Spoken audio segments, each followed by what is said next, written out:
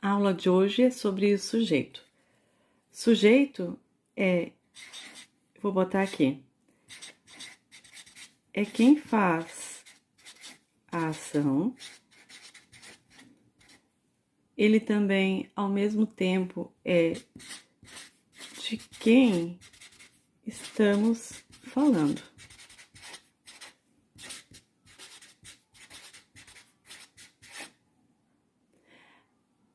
Muitas vezes a gente faz aquela perguntinha assim básica.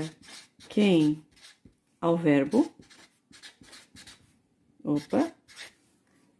E a gente consegue achar o sujeito na oração. Isso não é regra, mas dá certo.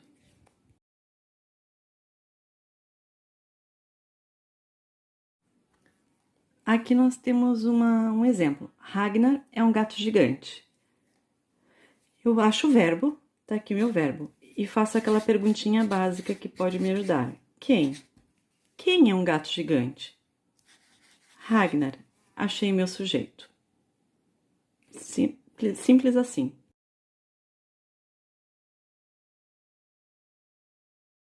Nós temos 5 classificações do sujeito. Nós temos o simples, nós temos o composto, o oculto, o indeterminado e o inexistente.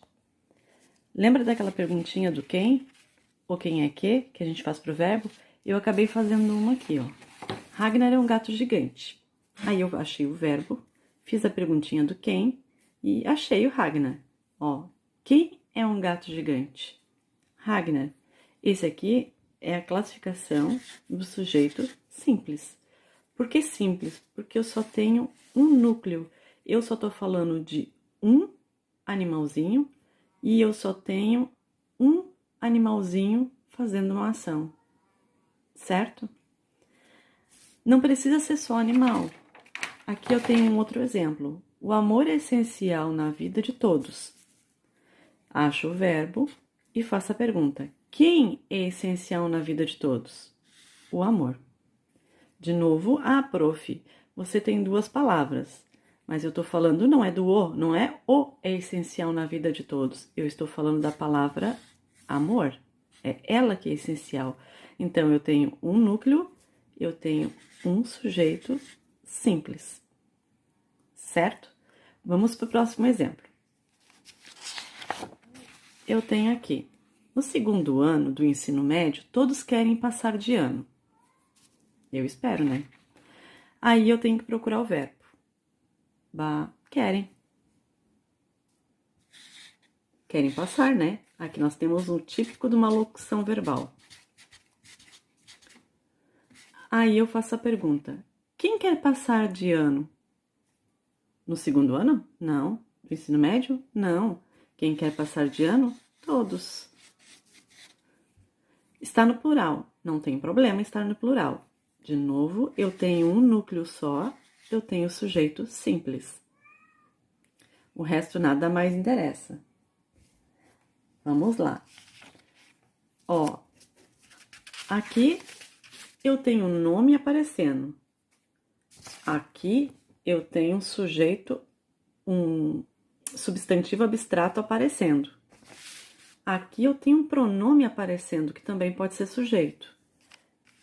E agora aqui eu tenho um pronome reto aparecendo.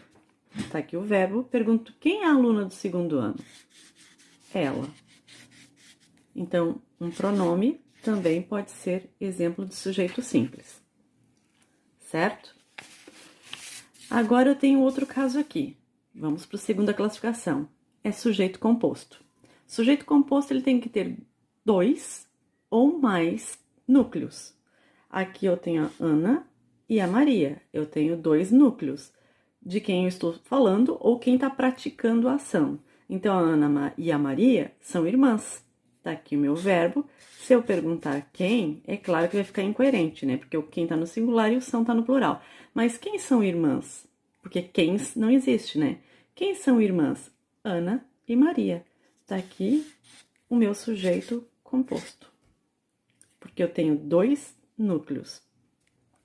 Se eu colocasse assim, o cachorro e o gato são amigos, Animaizinhos também pode ser cachorro e gato, ok?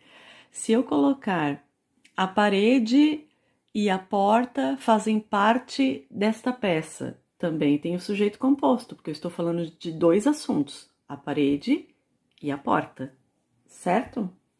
Agora eu tenho um desafio.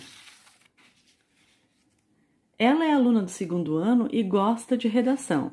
Ó, eu peguei este exemplo aqui, que deu sujeito simples, certo? Tem um ponto final, eu tenho uma única oração, um único verbo, e eu consigo dizer que ele é um sujeito simples porque eu tô falando de uma única pessoa, é uma única pessoa que está sendo falada, o ela.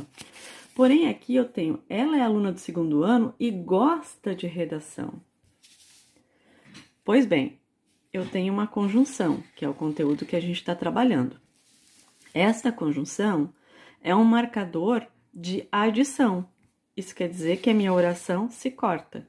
Então, ela se corta perfeito, além de eu ter uma conjunção, porque eu tenho um verbo de um lado e tenho um verbo de outro. Esse é o exemplo típico de duas orações. Então, isso quer dizer que eu tenho um sujeito para cada oração. Esta primeira oração aqui, permanece sendo ela. Ela é aluna do 2º ano. Quem é a aluna do 2º ano? Ela. Então, tá aqui meu sujeito simples, porque eu só tenho um núcleo. Vou para o outro pedaço. Eu isolo esse não existe mais, e eu só leio esse trechinho aqui. E gosta de redação. Agora eu pergunto pro verbo, tá aqui meu verbo. Quem gosta de redação? Eu não tenho. Então, aqui, supostamente, eu tenho um sujeito e ele não tá aparecendo. Eu faço a pergunta quem gosta de redação e não achei ainda. Então, esse é um desafio que eu faço a vocês para me responder na sexta agora, dia 24/4. Eu espero. O próximo conteúdo é esse aqui. A próxima classificação, na verdade, né? Porque conteúdo a gente está falando de sujeito. Ó, quero voltar para a escola. Vamos pegar só essa oração aqui. Quero voltar para a escola. Eu acho o verbo quero voltar. Na verdade, de novo, eu tenho uma locução verbal. Aí eu faço a pergunta: quem é que quer voltar para a escola? Se eu pensar, eu vou conseguir tirar um eu aqui, ó. Eu quero voltar para a escola. Mas como ele não aparece, nós chamamos ele de sujeito oculto. Oculto, por quê? Porque ele não está aparecendo. Eu sei que ele está ali, mas ele não aparece. Simplesmente tá, quero voltar para a escola. Certo? Mesmo agora eu vou pegar esse exemplo aqui. Sabemos que todos são legais. Vou procurar o verbo. Aqui tem uma... Eu corto porque eu tenho dois verbos. Então, eu tenho duas orações. Vou para esse. Sabemos. Você sabe quem é. Você fica pensando assim, é nós, né? É nós que sabemos que todos são legais. Mas tá aparecendo? Não. Se ele não aparece, é porque ele tá oculto. Então, de novo, sujeito oculto. A gente sabe, mas não aparece. Vou para a segunda oração. Que todos são legais. Aí pergunto pro verbo. Quem são legais? Todos. Sujeito tá oculto? Não, porque ele tá aparecendo. Então, sujeito simples. Ó, eu tenho um período composto de duas orações com duas classificações diferentes. Isso pode, pode e deve. Certo? Vou para o próximo agora, para a próxima classificação. Acharam minha caneta. Achei o verbo, acharam. Ai, prof, isso aí também é oculto. Certo, ele não tá aparecendo. Aí eu fico pensando, eles acharam minha caneta, correto. Mas daí tem aquela regra da regra da regra, todas as exceções, né? Esse verbo aqui, ele se encontra na terceira pessoa, certo? Do plural. Se ele se encontrar sempre na terceira pessoa do plural, ele é classificado como sujeito indeterminado.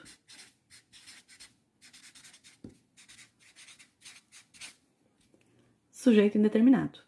Essa é uma regra fechada. Prof, mas ele parece ser oculto.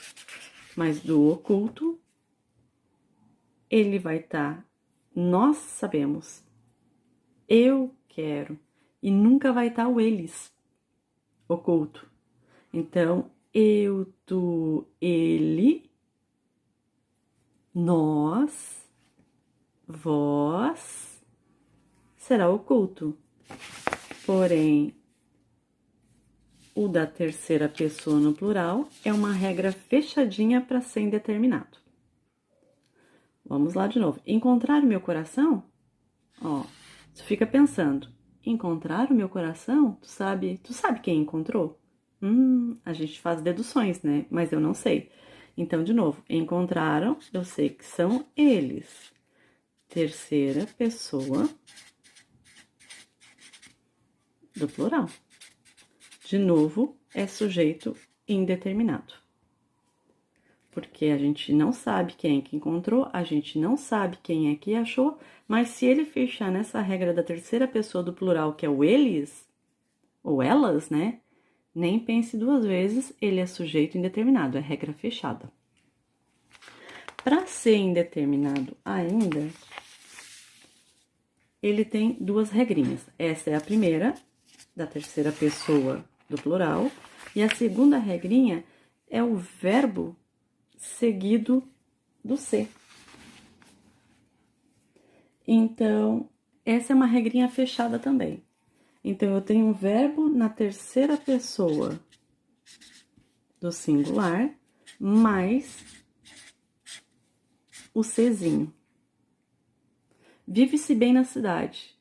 A gente pensa que são as pessoas, mas tá escrito pessoas ali? Não, não tá. Não é oculto também, porque o oculto é o pronome, né? Pronome que tem que estar oculto. Aqui só tem verbo mais ser. Se ele fechar terceira pessoa do singular mais ser, com certeza, sujeito indeterminado. Compra-se terreno. Tá no singular, fechou. Verbo, terceira pessoa do singular, seguido do ser. De novo, nós temos o Czinho. De novo, nós temos sujeito indeterminado. A regra é essa e é fechada. Prof, e se tiver só o verbo compra e não tiver o ser, ele vai ser indeterminado ainda? Não. Não vai ser. Porque daí se é compra terreno, ele compra terreno. Não tem o ser. Aí foge da regra. A regra tem que ser clara. Terceira pessoa do singular mais ser. Pode estar no plural? Vamos lá, vamos colocar uma no plural para ver. Compram-se, terrenos. Ponto. Terceira pessoa, terceira pessoa do plural e tem o ser. Compra-se terreno. Compra, compram. Tu não sabe quem é que comprar, tem o ser, de novo, sujeito indeterminado. Então, isso quer dizer que ele pode estar na terceira pessoa do singular mais ser, terceira pessoa do plural mais ser, mas tem que ter o ser, senão não é. A última classificação é o sujeito inexistente. Ele tem várias regrinhas. Ele tem 3, na verdade, bem definida. Há pão no forno. Cada vez que eu tiver o verbo há, do verbo haver, e eu conseguir trocar por existir, ele é sujeito inexistente.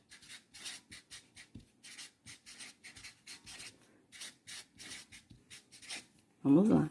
Existe pão no forno. Se eu trocar e der sentido, então ele tá certo. Vamos para a próxima. Havia muita conversa na aula. Vamos lá. Se eu trocar, existia Muita conversa na aula. Fechou. Ele ficou coerente, ficou bonitinho, então ele é sujeito inexistente, certo? Mas essa é a regra do verbo haver para trocar por existir. Se eu escrever existe conversa na sala de aula, ele já foge da regra. Ele tem que estar o a do verbo haver, que eu possa fazer a troca. É como uma prova real, certo? Ele não pode ele estar escrito. Mas se eu tiver o verbo haver escrito e eu conseguir trocar mentalmente por existir, fechou a regra. A próxima regra que tem no sujeito inexistente é quando me dá a ideia de tempo ou clima. Por exemplo, era tarde demais. Peguei o verbo, olho o contexto e ele tá me dando ideia de tempo. Era tarde demais. Fechou? Peguei o verbo. Passava do meio-dia. Tá me dando ideia o contexto de tempo de novo. Então, sujeito inexistente, sujeito inexistente. Ok. Faz semanas que não vejo Lucas.